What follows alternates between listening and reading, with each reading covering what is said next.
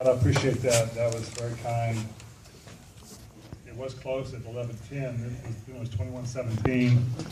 Wasn't that close after that. I want to share some things with you tonight. I've got a few minutes, and I'm not a preacher, so I'm not going to repeat things 3 times, but I hope that what I say is going to be important to you. I love preachers. I do. I love them. But, I usually get it the first time, and I hope you will. I don't know. It's the Final Four coming up. And anybody have the brackets? Anybody do well in their brackets? Nobody. I had a question I asked Todd this trivia question earlier, and he didn't. Todd in high school was they give an award for every class. The top GPA in every class. He won every class that he took at Charlotte Christian. And in college, he was a Rhodes Scholar nominee. So bright guy. So I asked him this question. He only got one answer right. There's 5 Division I schools of the 351 schools in Division I basketball that are colors. Not the nickname, but the actual name of the school is a color. So his first guess was, of course, Syracuse.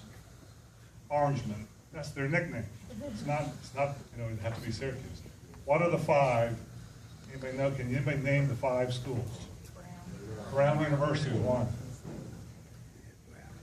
There's a Southeast Conference school. Auburn. There's a military school. Navy. There's a school in New York City area. Burnt umber is sort of the color of it. Manhattan? No. Not the Jaspers. Sienna. And then the last one is in the Mid-Atlantic, I believe, or Mid-America Conference.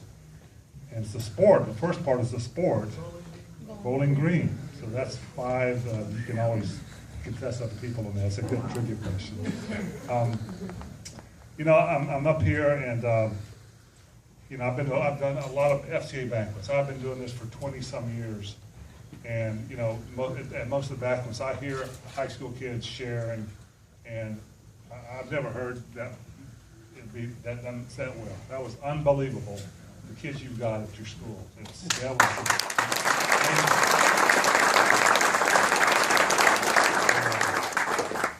I'm really impressed.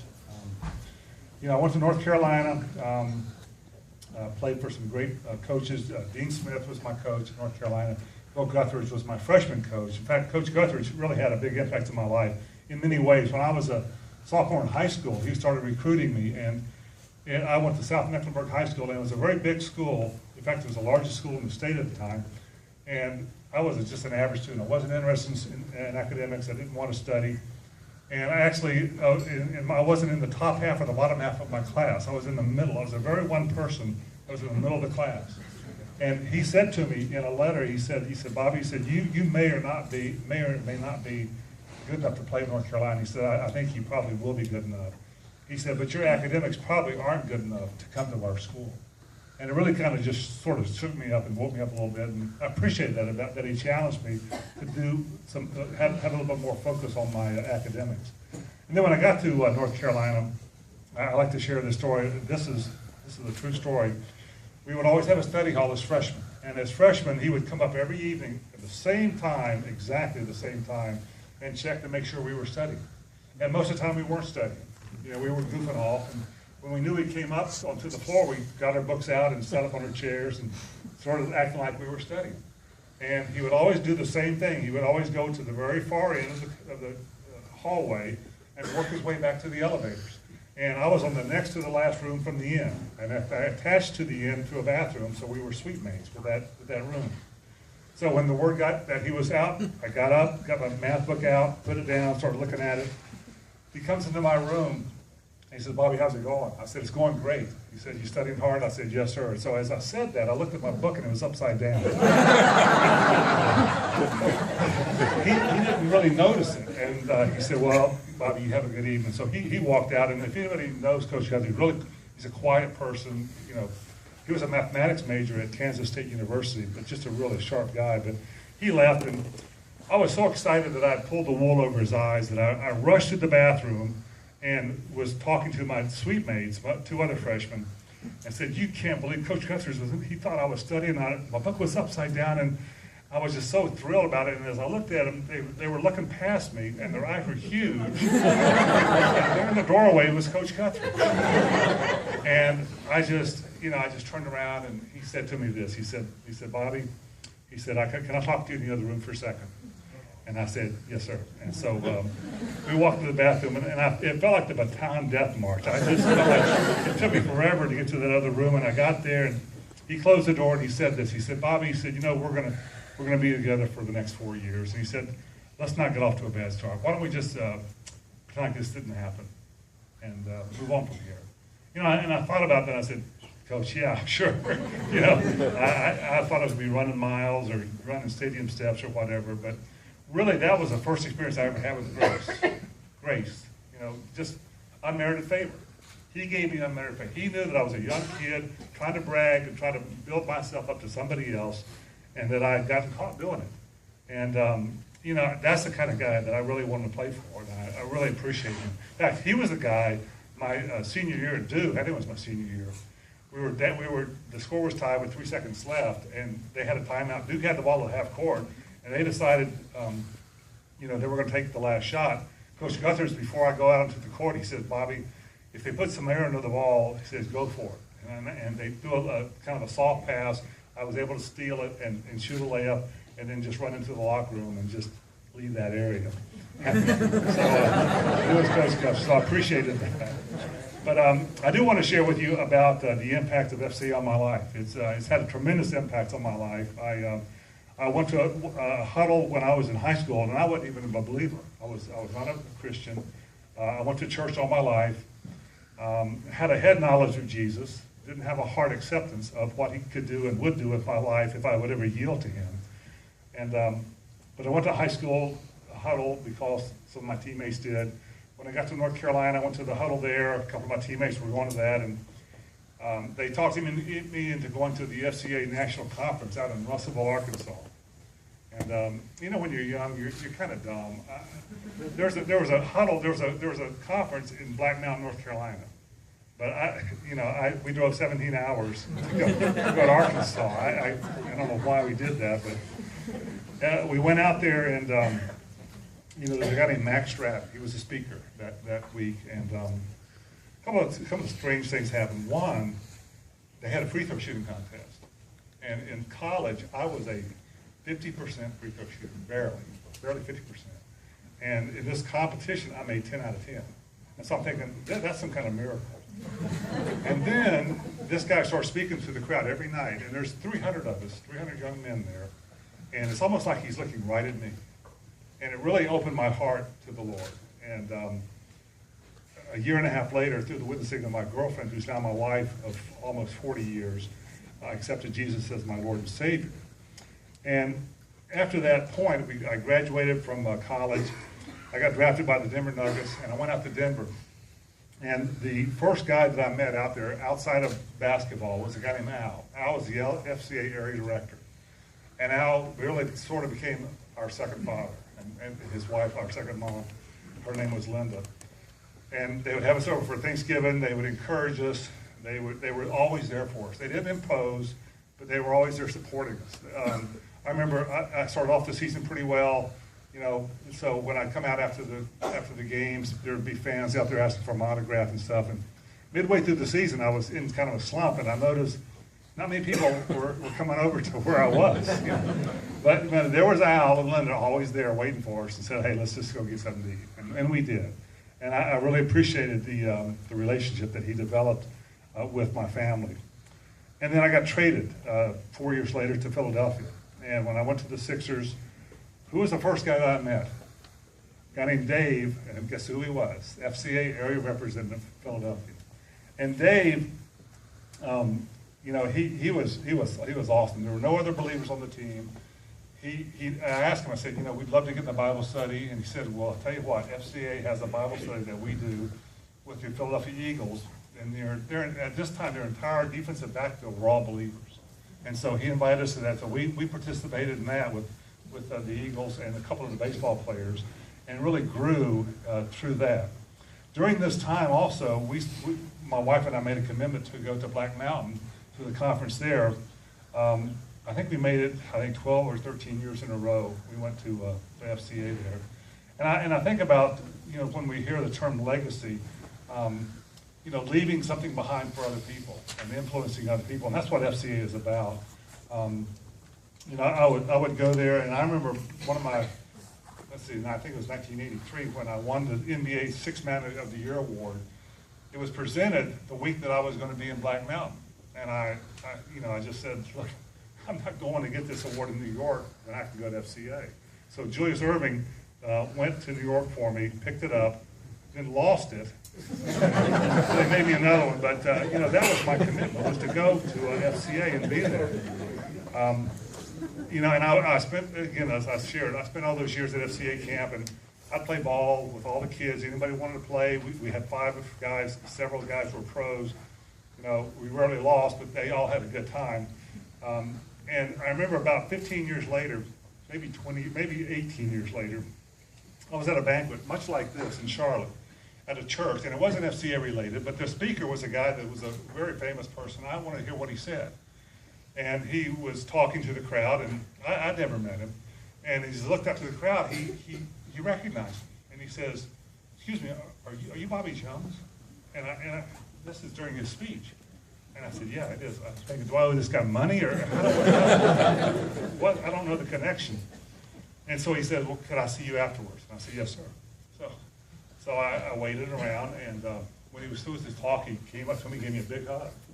He said, "You don't know this, but when I was in middle school, I was in Tennessee, I think." He said, "The Sixers were my favorite team. You and Dr. J were my favorite players, and I went to an FCA conference in Black Mountain, North Carolina."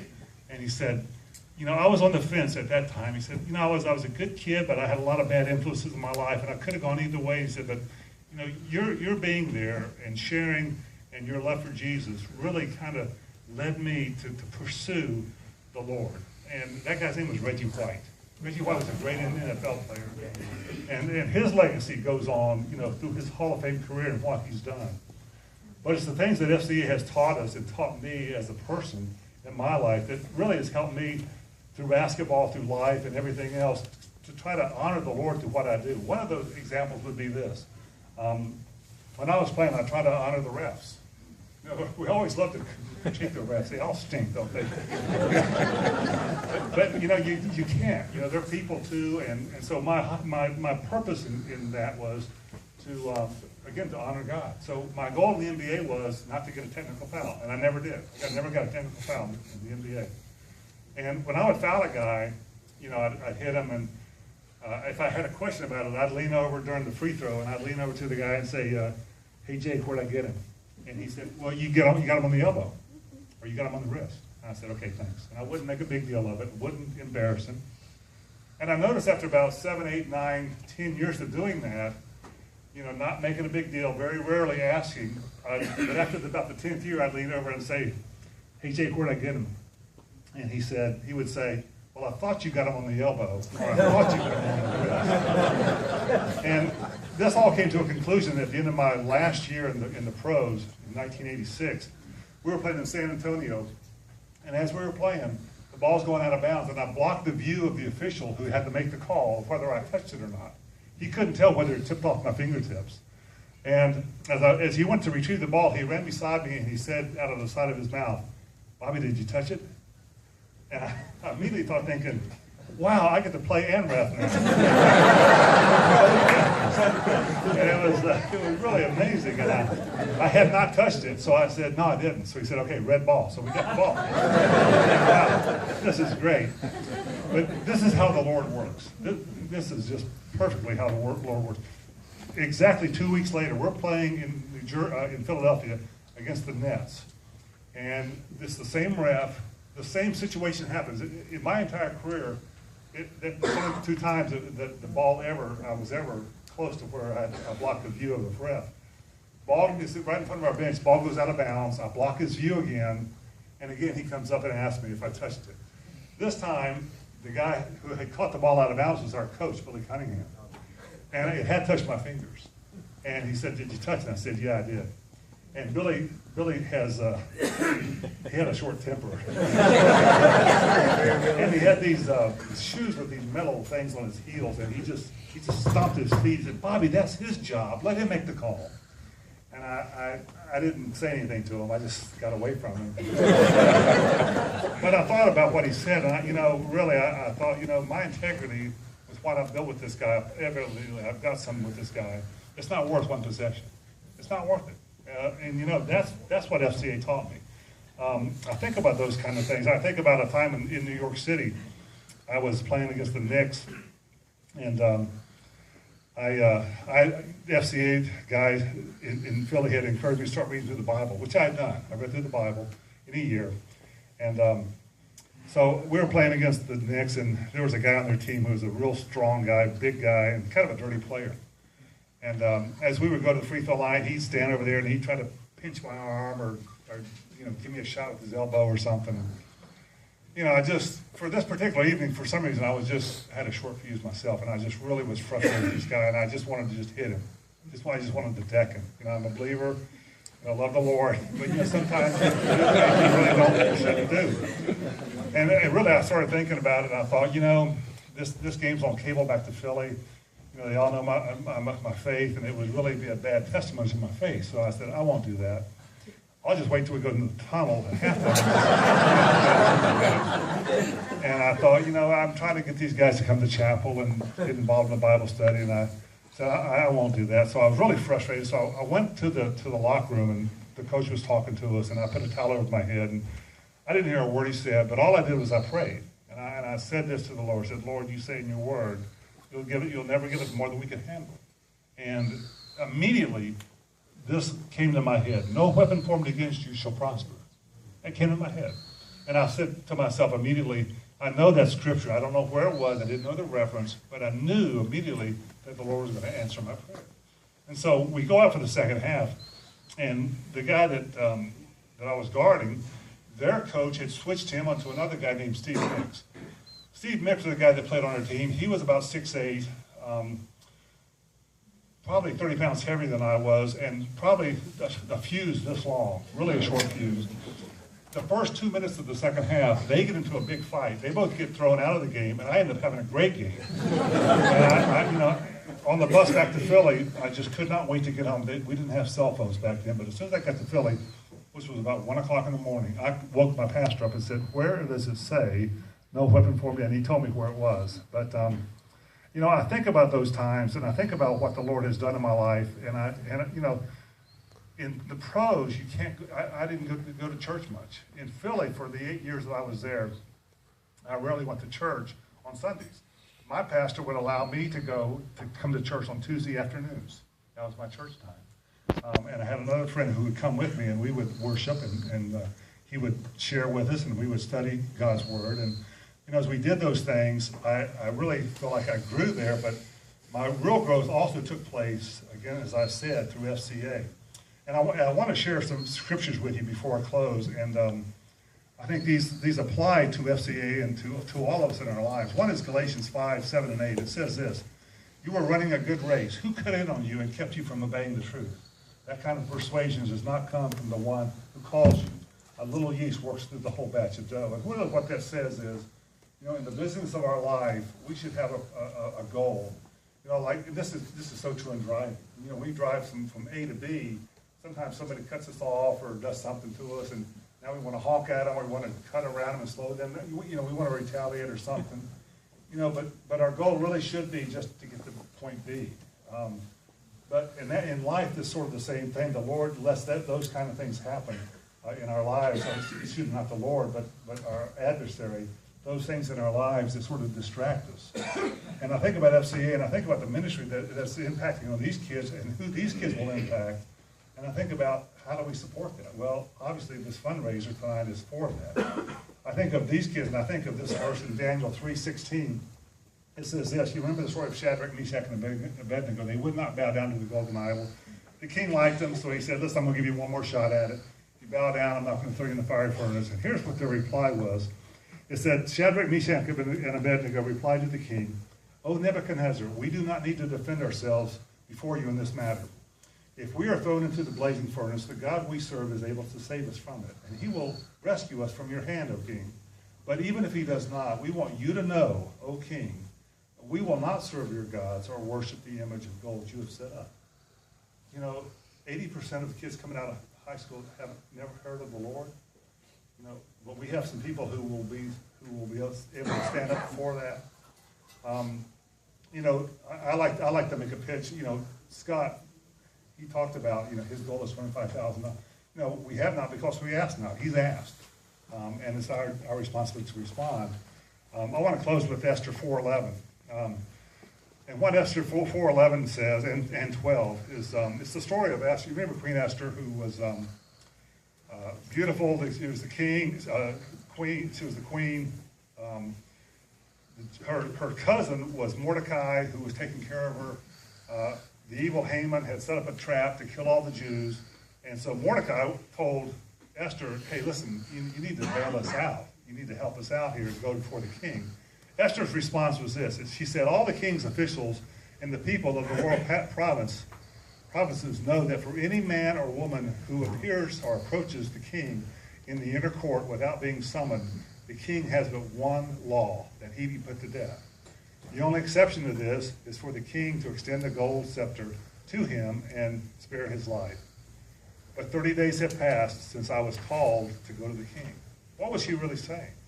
What she was saying to him was this. She was saying, I'm a little fearful of what might happen, of not being summoned in there.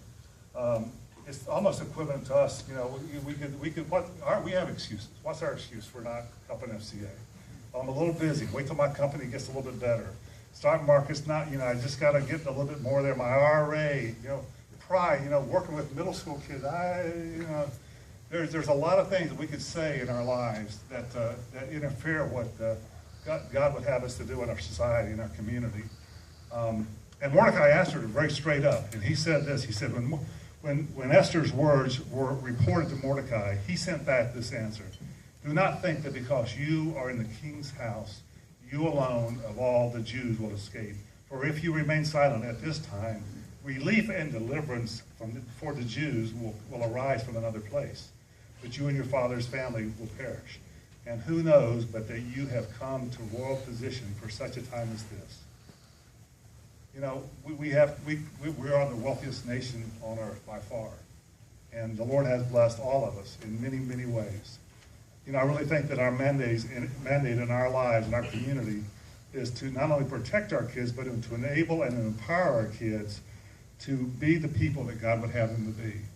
And I know that for me in my life, FCA has been a huge part of that, and is being a part of these kids right here and so many others in this community. And so my prayer for you is to follow the mandate that God has for us, to honor him, and to help our kids to keep fighting to honor the Lord through what they do in their schools, through FCA.